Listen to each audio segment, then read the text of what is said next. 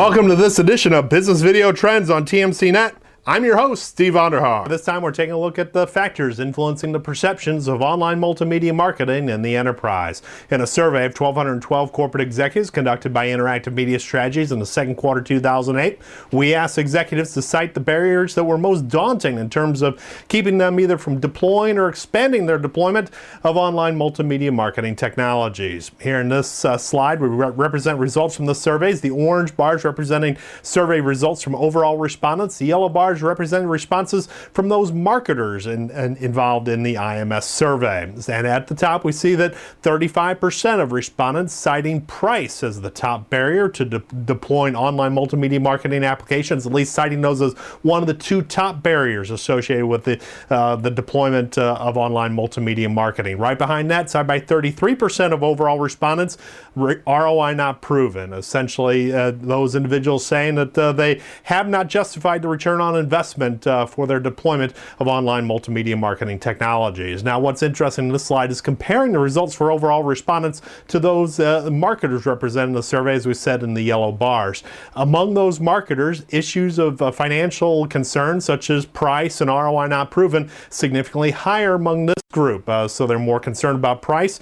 50% of marketers saying that price is one of the two top barriers to online multimedia marketing, and 40% of marketers saying ROI not proven is a key barrier to the deployment of online multimedia marketing capabilities. So what we have here is that marketers have a greater concern about financial issues related, but the good news comes when we look at the comparisons down in other issues associated with the barriers to online multimedia marketing applications.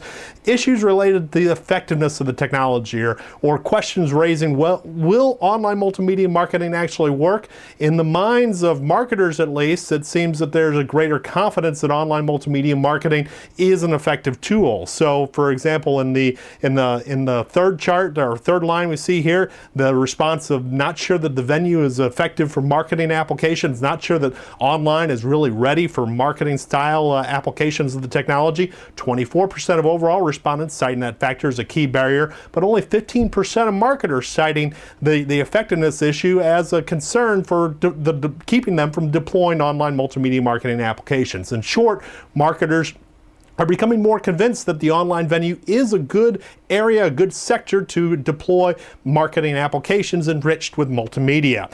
As we go down the list, we see other issues such as executives lack web presenting skills, more commonly cited by overall respondents and marketers, and also the issue of not suitable for brand image, that the web is not really a good place to be marketing oneself. That's a concern. 14% of overall respondents, but only 5% of marketers represented in the survey, citing that as one of the key barriers to online multimedia marketing deployment. So what we see here is a bit of a shift in terms of the perception among marketers. Marketers still have to have concerns whether the deployment of online multimedia marketing can be done on a cost-effective basis. That's an issue that vendors can address head on.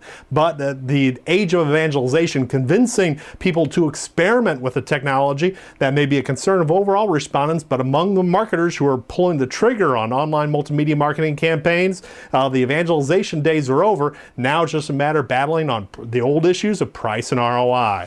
Now, as we go to the next slide, let's look at how that ROI issue is addressed and how the perceptions change between those involved in sales activities and those involved in marketing in marketing activities on a day-to-day basis. Here we see the responses for the survey question, which we ask, what is the top factor considered when evaluating the return on investment from sales and marketing applications delivered online? We see the green bar, the responses on the top parts of these charts from sales executives.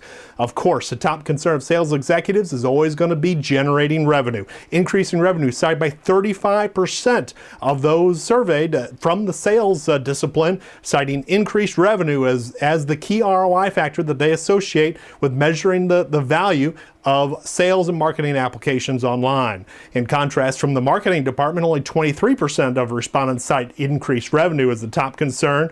Rather, we see other issues more directly related to marketing objectives.